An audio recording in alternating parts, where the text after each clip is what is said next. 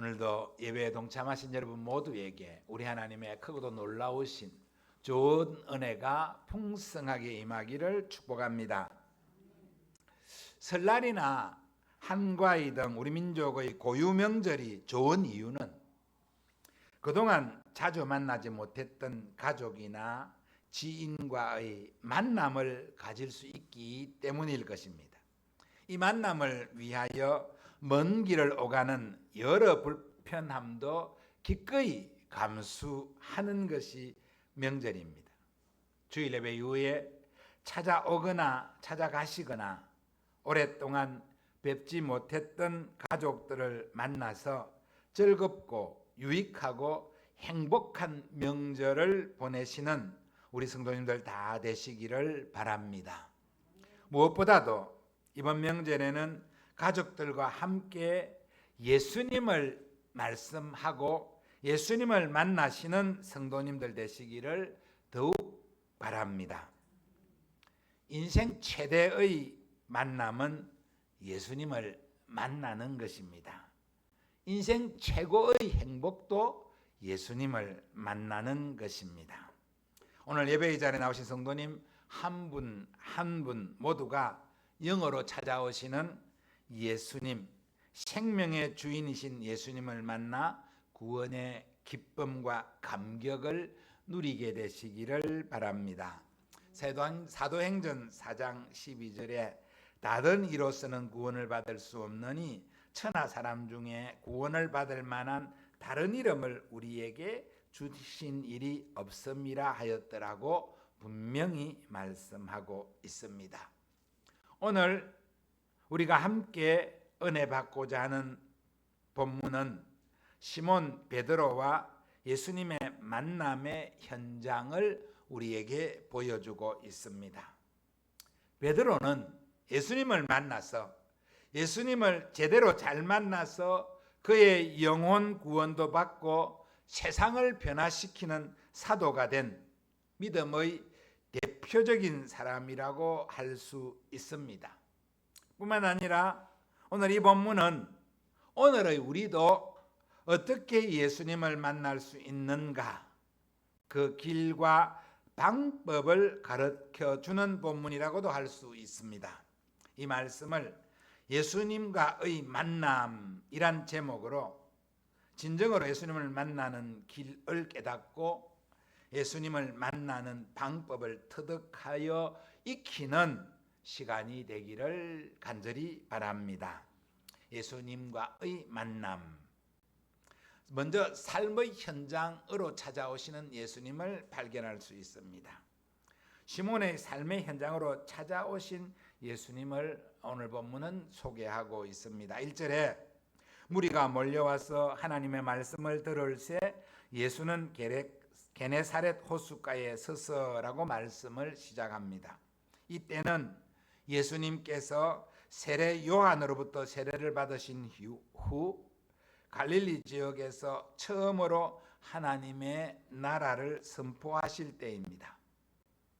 그동안의 서기관들이나 제사장들, 유대인의 랍비들의 가르침을 받았던 당시의 사람들은 그들과 전혀 다르게 하나님 나라를 선포하시는 예수님에 대하여 관심이 많았던 것 같습니다. 그래서 사람들은 예수님이 계신 곳에 찾아와 예수님의 가르치는 말씀에 관심을 가지고 귀를 기울이고 있습니다. 수많은 사람들이 자기에게 관심을 기울이고 있는 바로 그 즈음에 예수님은 시몬에게 관심을 가지고 시몬을 바라보셨습니다. 2절 말씀입니다. 같이 한번 읽어보겠습니다. 시작. 호숫가에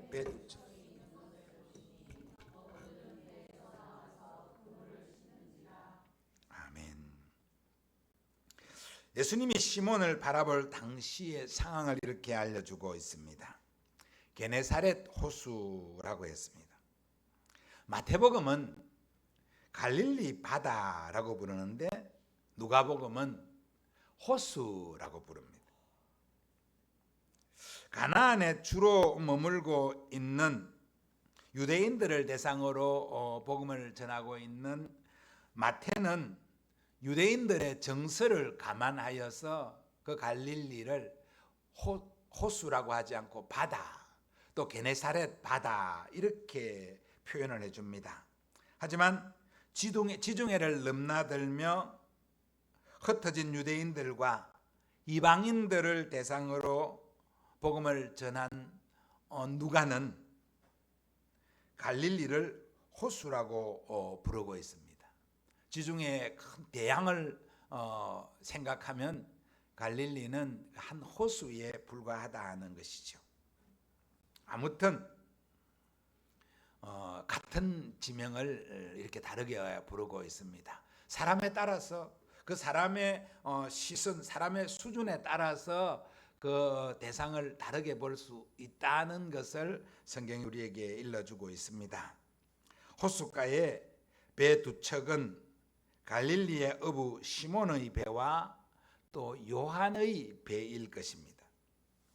여러분, 오늘 성경은 어부들이 배에서 나와 그물을 씻는다라고 했습니다.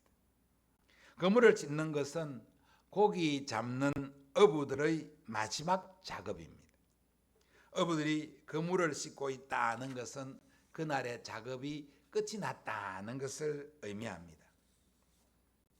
여러분 가끔 TV 이런 거 보면 우리나라 어부들의 삶의 현장을 소개해주는 그런 장면들이 왕왕 등장합니다. 생생정보나 또 고향 소식 또는 삶의 체험 현장 이런 걸 보면 바다에서 작업을 하고 돌아온 어부들이 그물을 씻고 손질하는 것으로 그 출항의 대미를 장식하는 모습들을 보게 되지요. 우리나라 어부들도 그런데 이 갈릴리의 어부들도 마찬가지입니다. 바다에서 그물을 던졌다가 끌어올려 고기를 잡는 이런 형태의 어부들은 이 그물을 올리다 보면 거기에는 고기뿐만 아니라 바닷속에 오물들도 걸려오게 되고 또 이 그물에 걸려오는 고기들이 막 서로 발버둥 치면서 또 이렇게 그물에 비늘이 끼기도 하고 또는 살점이 거기에 묻어서 떨어지기도 하고 또 오물들이 거기 끼어 있기도 하고 막 그렇답니다. 그래서 그 그물을 그대로 냅둬 버리면 그 고기들이 막 걸려서 썩기도 하고 오물에 이 낚시라든지 또는 이 나뭇가지나 이런 게 끌려가지고 그물이 찢어지기도 하고 그 엉망이 돼버립니다.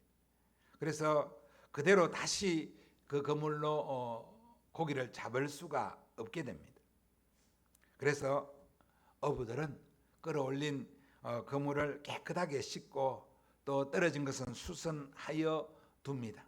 그래야 다음 날 또 고기를 잡을 수 있게 되기 때문이죠. 그래서 어부들은 지쳐서 피곤할지라도 그물을 손질하고 그날의 작업을 마치는 것입니다.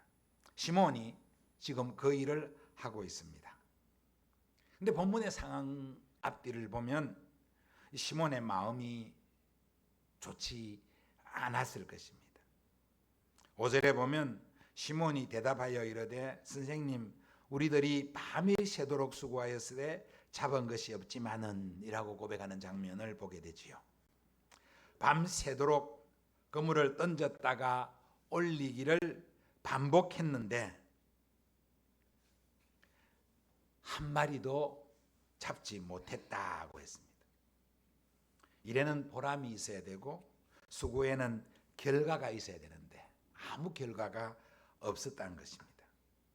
그런 빈 그물을 씻고 수선하는 베드로의 마음이 어떻겠습니까?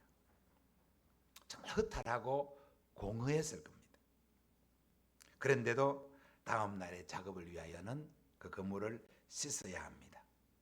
사실 만선을 하고 난 이후에 그물을 씻을 때는 몸은 피곤할지라도 마음은 즐거울 것입니다. 그런데 밤새 수고했는데 한 마리도 건지지 못해 올렸다면 그런 기분이 어떻겠습니까? 그런 우울한 기분으로 그물을 씻고 있는 그 현장으로 예수님이 찾아오신 것입니다. 여러분, 시몬이 고기잡이에 실패하고 예수님을 찾아간 것이 아닙니다.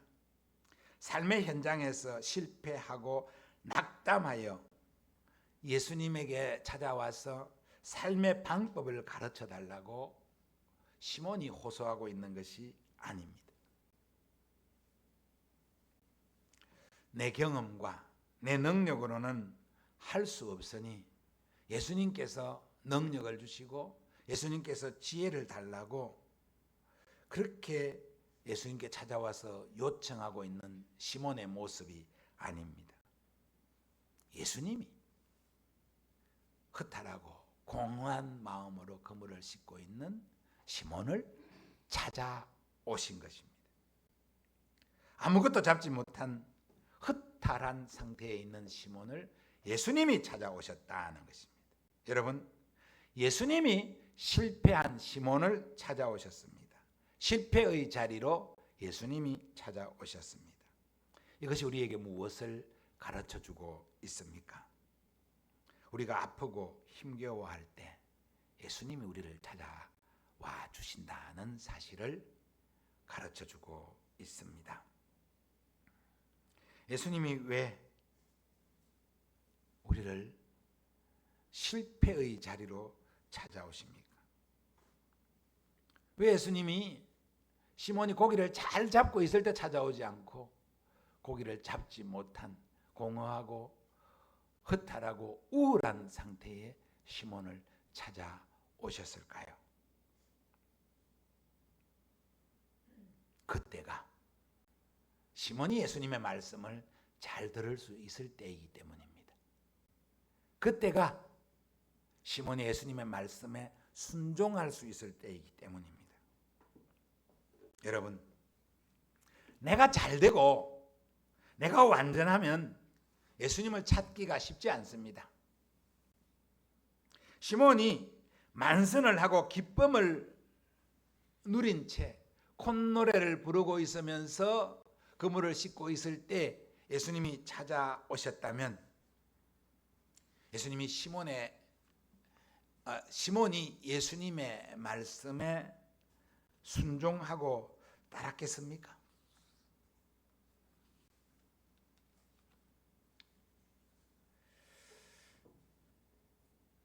예수님이 깊은 곳에 그물을 던지라고 말씀할 때 시몬이 그 말씀에 기쁨으로 순종했겠느냐는 것입니다. 아마 시몬은 자기의 실력에 만족하면서 예수님의 말씀에 따르지 않았을 것입니다. 아니, 그 고기 잡는 거는 내가 전문가인데 내가 이미 갈릴리 곳곳을 다 알고 그물을 던져서 한 배 가득 잡았는데 지금 뭐 예수님께서 목수이신 예수님께서 전문가도 아닌 분이 나한테 깊은 데 가서 그물을 던지라고 말합니까? 고기 잡고 싶으면 이미 내가 잡아놓은 고기 몇 마리 드릴 테니까 그거 가지고 가시고 드시고 예수님은 예수님이 하고 싶은 목수 일이나 하세요. 고기 잡는 건 내게 맡기세요. 그렇게 콧웃음 치며 돌아서지 않았겠습니까? 그런데 그 전문가인 베드로가 그 자기의 삶의 현장에서 실패했을 그때에 예수님이 찾아오셔서 말씀하시고 배를 깊은 곳으로 끌고 가서 그물을 던져 고기를 잡으라고 하니 그 말씀에 순종하고 있지 않습니까? 여러분, 삶의 자리에서 실패했을 때 현실의 벽에 부딪히고 마음이 가난하여질 때 그때가 찾아오시는 예수님을 만날 수 있는 절호의 기회임을 깨닫기를 바랍니다. 내 삶에 어려움과 힘들음이 있을 때 이때가 나를 찾아오시는 예수님을 만날 때인 줄 깨닫고 찾아오신 예수님을 마음으로 영접하여 맞아들이는 우리 성도님들 되시기를 바랍니다. 예수 말씀을 듣고 순종할 때 더 깊은 예수님을 만나게 됩니다. 3절 말씀입니다. 같이 읽겠습니다. 시작.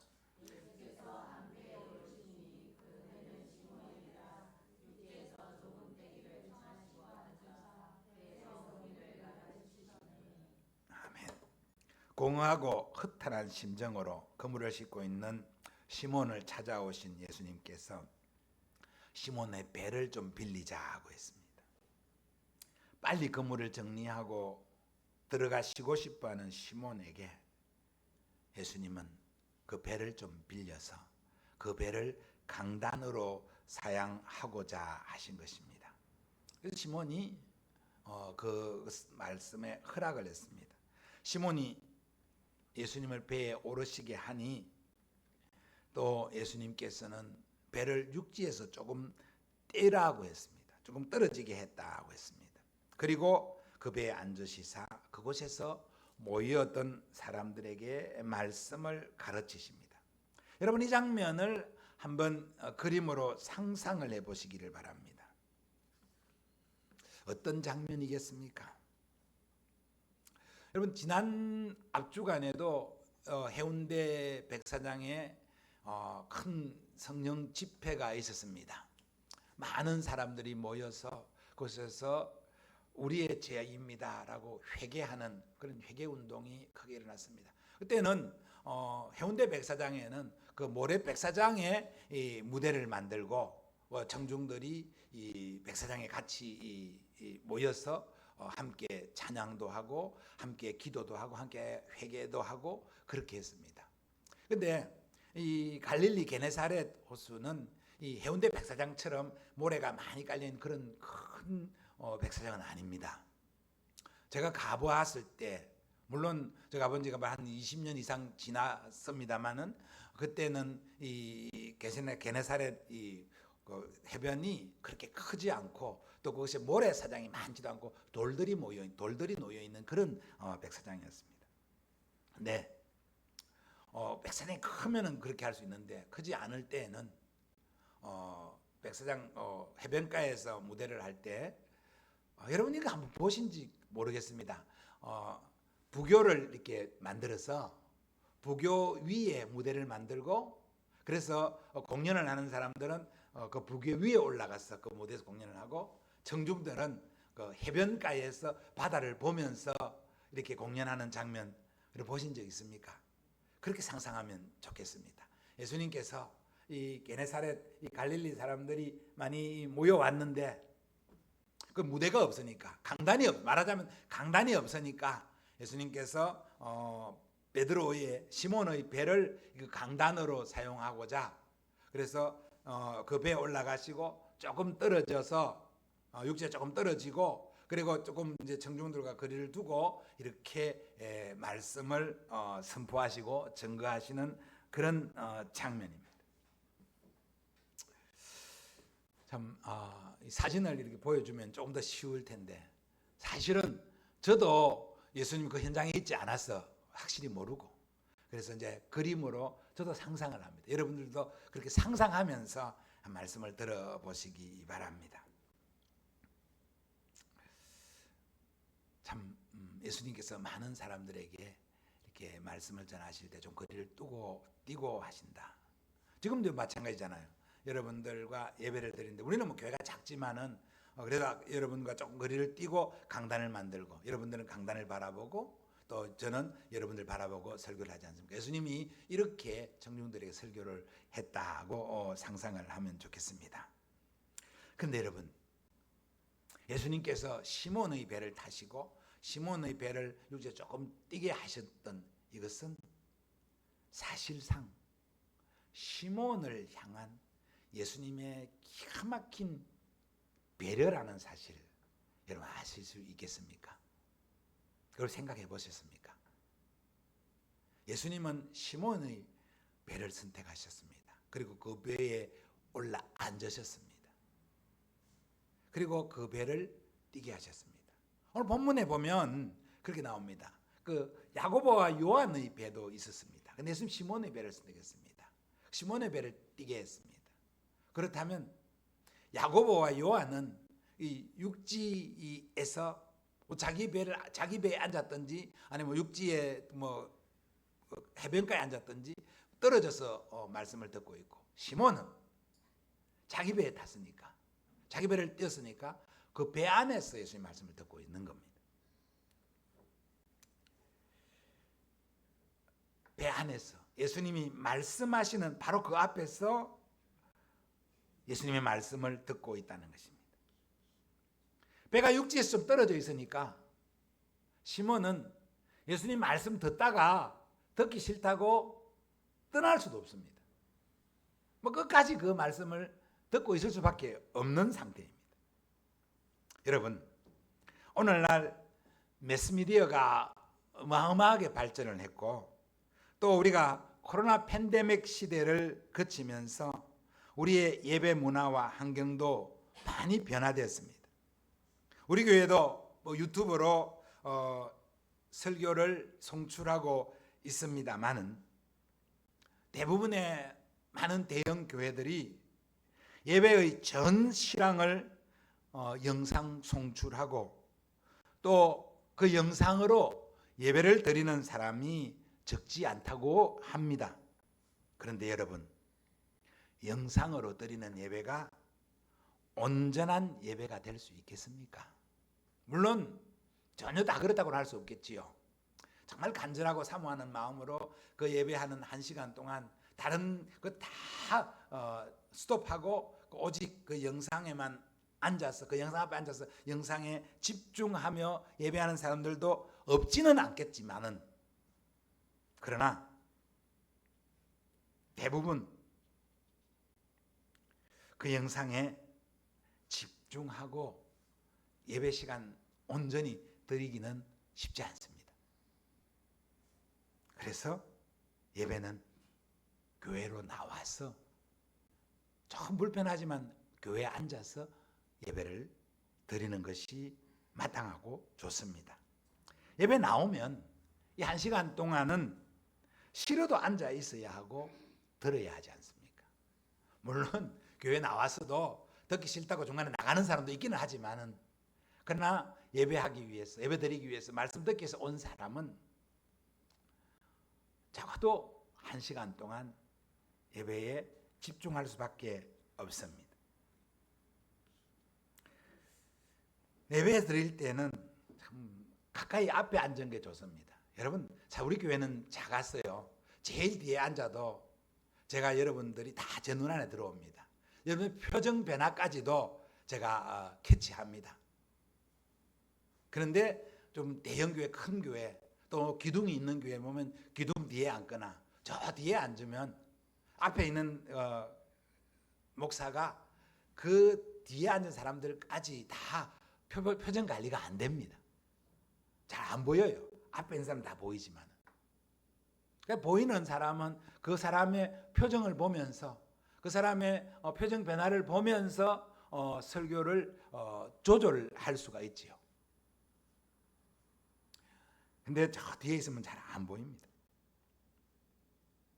그래서 예배는 목사와 눈을 마주치면서 드릴 수 있는, 가까이 있는, 마주보고 예배 드리는 것이 참 좋은 거죠. 시몬이 지금 배 안에서 바로 예수님 앞에서 예수님의 말씀을 듣고 있습니다. 들었습니다.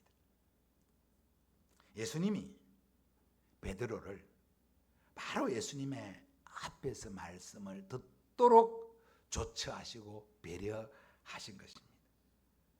여러분, 말씀을 잘 듣는 것이 은혜 받는 제일의 비결입니다. 믿기를 바랍니다.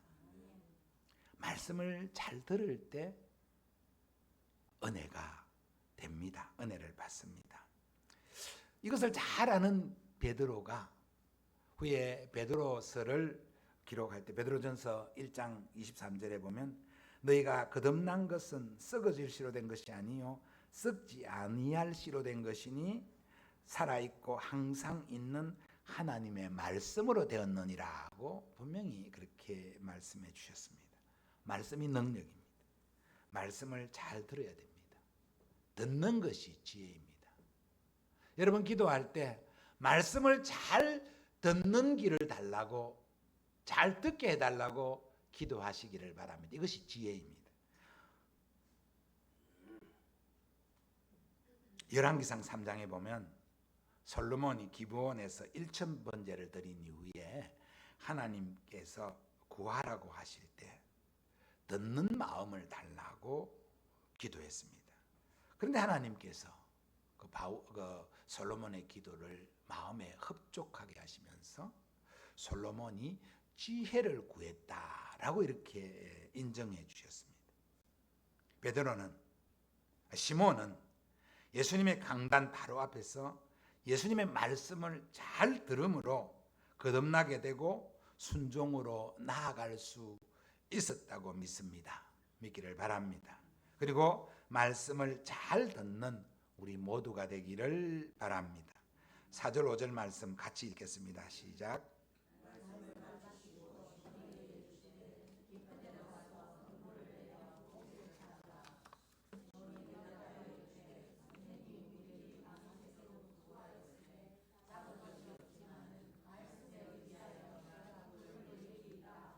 아멘. 예수님은 배에 타신 후 그 적시로 깊은 데로 가서 그물을 내리러 가지 않으시고 말씀을 전하시고 말씀을 듣게 하신 이후에 깊은 데로 가서 그물을 내리라고, 그래서 고기를 잡으라고 말씀하셨습니다. 말씀을 들은 이후에 시몬이 예수님의 말씀에 순종했습니다. 사실 아까도 말씀드렸지만 평소 같았으면 시몬이 이 예수님 말씀 따르지 않았을 것입니다. 내가 어부입니다. 예수님은 목수시잖아요. 그리고 갈릴리면 그 고기가 어디서 잘 모이는지, 어느 시간에 고기를 잡아야 되는지 내가 잘 압니다. 내가 전문가입니다. 그런데 나한테 고기 잡는 것을 가지고 이래라 저래라 할 수 있습니까? 라고 하지 않았겠습니까? 사실 본문의 분위기를 보면요, 시몬이 예수님의 말씀에 기쁨으로 순종하고 있는 것 같지는 않지 않습니까? 한마디를 다 겁니다. 밤새도록 수고하였으되 잡은 것이 없지만은, 이게 뭡니까? 해봐도 안 되겠지만은 이라는 그런 어떤 언짢은 마음을 시몬이 가지고 있지 않습니까? 이미 그물도 다 씻었는데 내일 저녁 따업에 나가서 그물을 잡아야 되는, 오늘 저녁 따업에 나가서 고기를 잡아야 좀 잡을 수 있는데 이 작업 다 끝난 이 시간에 무슨 그물을 고기를 잡으라고 합니까? 라는 마음이, 언짢은 마음이 시몬에게 있는 거예요. 여러분, 예수님의 말씀에 순종할 때, 또 교회 일에 순종할 때 때때로 언짢은 마음이 들기도 하죠. 다른 좋은 날도 있는데, 다른 좋은 방법도 있는데 왜 목사는 지금 하작하느냐고, 다른 때 해도 되는데 라는 마음. 우리 여전도 회장님은 다른 때 하면 되는데 왜 또 지금 하자고 하느냐는 이런 언짢은 마음 들 때도 없지 않아 있지요. 그래도 순종하면 역사가 일어납니다. 좀 언짢아도 순종할 때 역사가 일어납니다. 믿기를 바랍니다. 고집세고 자존심 강한 시몬이 순종했습니다. 이게 말씀의 능력인 줄 믿습니다. 자기 배에 올라타서 말씀하시는 예수님의 말씀을 듣다 보니 신뢰가 생기고 순종하게 되었습니다. 믿기지는 않지만 말씀이니까 내가 시도는 해보겠습니다 라고 순종했는데, 순종하니 놀라운 결과가 나타나고 말았습니다. 말씀대로 순종했더니 밤새 그물을 던져도 한 마리도 잡지 못한 그 그물에 고기가 가득히 잡혀서 그 혼자의 힘으로는 그 배에 다 옮겨 실을 수도 없어서 육지에 있는 친구들을 불러서 그 배에 나누어 가득 실었다라고 했습니다. 말씀에 순종할 때 예수님의 능력이 이렇게 나타나게 되었음을 믿습니다. 말씀에 순종하면 내가 기대했던 것보다도 훨씬 더 큰 능력이 임함을 이 말씀을 통하여 우리에게 증거하고 있습니다. 예수님과의 만남 세 번째, 회개할 때 진정으로 예수님을 만나게 됩니다. 8절 말씀입니다. 같이 읽습니다. 시몬 베드로가 이를 보고 예수의 무릎 아래에 엎드려 이르되 주여 나를 떠나소서 나는 죄인이로소이다. 아멘. 사람과 사람의 사이에서도 호칭이 참 중요하지 않습니까? 호칭의 변화를 보면 그 사람과의 관계의 변화를 알 수 있지 않습니까? 3절, 4절, 5절에 시몬이라고 표현을 하고 있습니다. 그런데 8절에 오니 시몬 베드로가 라고 하면서 호칭이 달라지고 있는 모습을 봅니다. 사실 시몬이 본명이고 베드로는 예수님이 붙여준 별명입니다. 베드로는 아람어로 게바라는 말인데 이 게바라는 말을 번역하면 시몬 베드로가 됩니다. 이 게바는 또 반석이라는 아람어의 뜻입니다. 우리에게는 시몬보다 베드로가 훨씬 더 익숙하고 친근한 이름이긴 합니다만은 원래 이름은 시몬입니다. 그런데 예수님에 대해서 바른 체험과 바른 고백을 하고 나니 그의 이름이 베드로로 변화되고 있는 것입니다. 시몬이 예수님을 대하는 호칭도 달라졌습니다. 5절에서 시몬이 선생님이라고 불렀습니다. 선생님, 우리들이 밤새도록 수고했지만은 이라고 했습니다. 그런데 8절에서 고기가 한 배 가득 잡히고 나서는 주여라고 했습니다. 주여 나를 떠나소서라고 했습니다. 선생님에서 주님으로 바뀐 것입니다. 라보니라고 하는 이 선생님이라는 호칭도 상당히 존중의 의미를 담고 있는 귀한 호칭입니다. 아주 높은 호칭입니다. 그런데 그보다 더 높은 호칭이 주여입니다. 주는 큐리오라는 이 단어는 나의 생사 여타를 할 수 있는 분이십니다라는 이런 고백입니다. 그런데 또 놀라운 것은요, 주여라고 하고 나를 떠나소서 나는 죄인입니다라고 했습니다. 이상하지 않습니까? 놀라운 은혜를 체험했습니다. 평소에 고기를 잡는 어부가 고기를 한 배 가득 그 말씀에 따라 잡았습니다. 그러면 어떻게 됩니까? 주님, 이제 나와 함께 영원히 동거하십시다. 나와 같이 사십시다. 주님, 제가 최상을 다해서 모시겠습니다.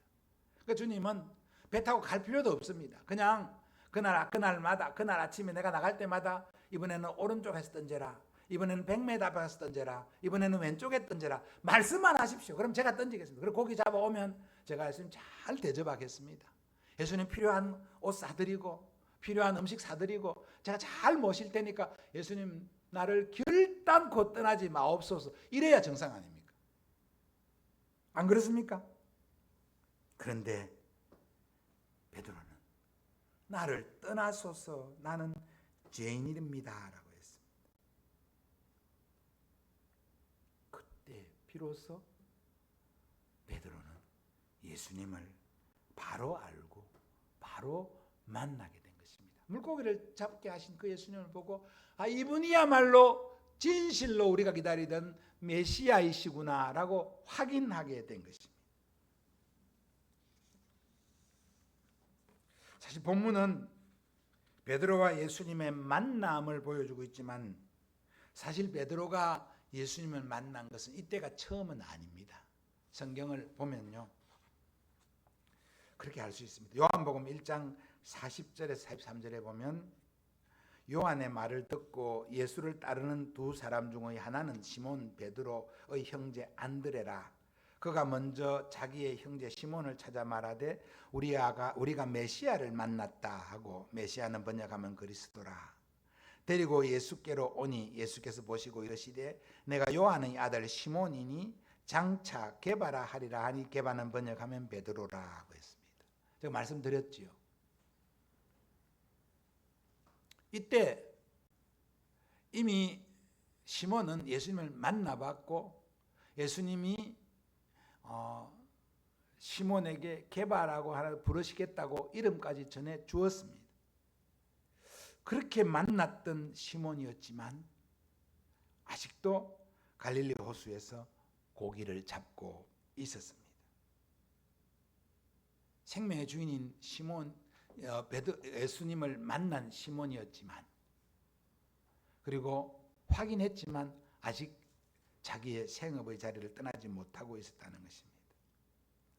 이것이 우리에게 무엇을 가르치고 있습니까? 예수를 만나면 모두가 자기의 생업을 떠나서 예수님을 따르는, 전적으로 따르는 제자가 되어야 된다는 걸 가르치는 것입니까? 아닙니다. 그건 베드로의 경우입니다. 그럼 이건 우리에게 무엇을 말씀하고 있겠습니까? 여러분, 예수님을 믿고 따르게 되는 것이 단 한 번의 만남으로 완성되지 않는다는 것을 가르치고 있습니다. 베드로가 예수님을 만났지만 그 한 번 만남으로 온전히 예수님을 신뢰하고 온전히 예수님을 따르지 않았다는 것을 가르쳐주고 있습니다. 여러분, 그렇습니다. 말씀드렸죠. 말씀이 능력이라고. 말씀이 우리를 변화시키고 말씀이 우리에게 힘을 준다고, 말씀을 우리에게 이끌어 준다고, 말씀을 들어야 순종할 수 있다고 말씀을 드렸습니다. 그런데 단 한 번 말씀을 듣고 단 한 번에 완전한 순종으로 나아갈 수가 없습니다. 드물게는 한 번 예수님을 만났는데 완전히 예수님을 만나고 그 삶이 변화되고 온전히 예수님을 따르는 믿음의 길로 나서는 사람들도 있기는 합니다. 급하게 예수님을 부를 때는 그렇게 할 수 있습니다. 그러나 우리 대부분의 평범한 사람들은요, 예수님을 만나게 되는 것이, 예수님의 말씀 듣고 순종하게 되는 것이 단 한 번으로 되지 않습니다. 듣고 또 들을 때, 예배를 드리고 또 드릴 때 은혜가 물이 스며듯이 우리의 삶 속에 스며들게 되고 우리의 생활에 가치관이 변화되게 되고 예수님을 따르게 되는 것이죠. 그래서 여러분, 말씀을 듣는 일에 힘써야 됩니다. 한 번 예배에 나와서 한 번 예배 드리고 은혜 안 된다라고 포기할 것이 아니라 한 번 나와서 은혜가 안 되어도 그 다음 예배 시간에 또 나오고 한 번 말씀을 듣고 은혜가 없어도 또 듣고 또 들을 때, 한 번 말씀을 읽었는데 깨달음이 없고 말씀이 어렵고 잘 이해되지 않아도 말씀을 읽고 또 읽고 하다 보면 어느 순간 그 말씀이 능력으로 내게 다가오고 내가 삶의 변화를 이룰 수 있게 된다는 사실 믿기를 바랍니다. 또한 이 말씀은 포기하지 않으시는 예수님을 우리에게 보여주고 있습니다. 예수님이 한 번 베드로를, 시몬을 만나서 너가 장차 게바가 될 것이다 라고 말씀해 주었는데 베드로가 떠났습니다. 물고기 잡으러 가버렸습니다. 그래서 예수님이 쟤 안 되는구나 하고 포기했습니까? 아닙니다. 예수님은 베드로를 또 찾아오셨습니다. 후에 3년을 예수님이 베드로를 데리고 다녔는데 예수님이 잡히시던 그 밤에 베드로는 예수님을 부인했습니다. 3번을 예수님 모른다고 부인했습니다. 그래서 예수님이 베드로를 포기했습니까? 아닙니다. 부활하신 이후에 다시 게네사렛 호숫가까지 예수님은 베드로를 찾아오셨습니다. 붙잡아 주셨습니다. 여러분, 이 은혜가 오늘의 저를 있게 하고 이 은혜가 오늘의 여러분을 이곳에 있게 하신 줄로 믿기를 바랍니다. 여러분, 수시로 예수님을 떠나려고 합니다. 수시로 예수님 배반하려고 합니다. 그래도 예수님은 끝까지 여러분을 포기하지 않으시고 여러분을 붙잡아 주십니다. 베드로를 붙잡아 주셨던 예수님이 오늘도 저와 여러분을 붙잡고 계신다는 사실 믿기를 바랍니다. 그러면 베드로처럼 주님 앞에 회개함으로 나아가야 됩니다. 붙잡아 주실 때 주님, 제가 죄인입니다. 제가 주님을 배신했습니다 라고 고백하고 주님 앞에 엎드릴 때 주님이 더 크고 놀라운 은혜 주신다는 사실 믿기를 바랍니다. 사랑하는 성도 여러분, 11절 말씀에 그들이 베드로를 육지에 대고 모든 것을 버려두고 예수님을 따르니라고 했습니다. 이 모든 것이 무엇이었습니까? 그의 생계의 수단인 배입니다. 그물입니다. 방금 잡은 그물이 찢어질 듯 많은 고기입니다. 이것들을 위하여 시몬은 평생을 살아왔었습니다. 그런데 참 생명의 주인이신 참 구원자이신 주님을 만나니 이것들이 하찮게 여겨졌습니다. 그래서 이것들을 버려두고 예수님을 따랐다라고 했습니다. 그렇게 예수님을 따른 시몬이 마침내 온 세상을 변화시키는 사도로서 주님의 나라를 세워가는 영광의 주인공이 되고 말았습니다. 사랑하는 여러분, 예수님과 베드로의 만남의 장면을 보여주고 있는 본문의 말씀을 통하여 우리가 어떻게 예수님을 만날 수 있는지를, 예수님을 만났을 때 어떻게 해야 하는지를 배우고 있습니다. 우리가 예수님을 만난 것도 예수님이 우리에게 찾아와 주셨기 때문이지 우리 스스로 예수님을 찾아 나온 것은 아닙니다. 찾아오시기만 한 것이 아니라 우리에게 계속해서 찾아오시고 말씀으로 일깨우시고 가르쳐 주십니다. 말씀에 귀를 기울이고 말씀을 잘 듣고 또 들을 때 우리의 삶이 변화되고 은혜가 임하게 된다는 것을, 그리고 그 은혜로 인하여 우리가 성숙하고 성장하게 된다는 것을 오늘 말씀을 통하여 더욱 깨닫고 찾아오신 예수님과의 깊은 만남, 진정한 만남을 이루고 우리의 삶에 표대를 예수님으로 세우고 예수님을 따라 우리에게 주어진 삶의 자리를 힘껏 헤쳐나가는 저와 우리 모두가 되기를 주님의 이름으로 축복합니다.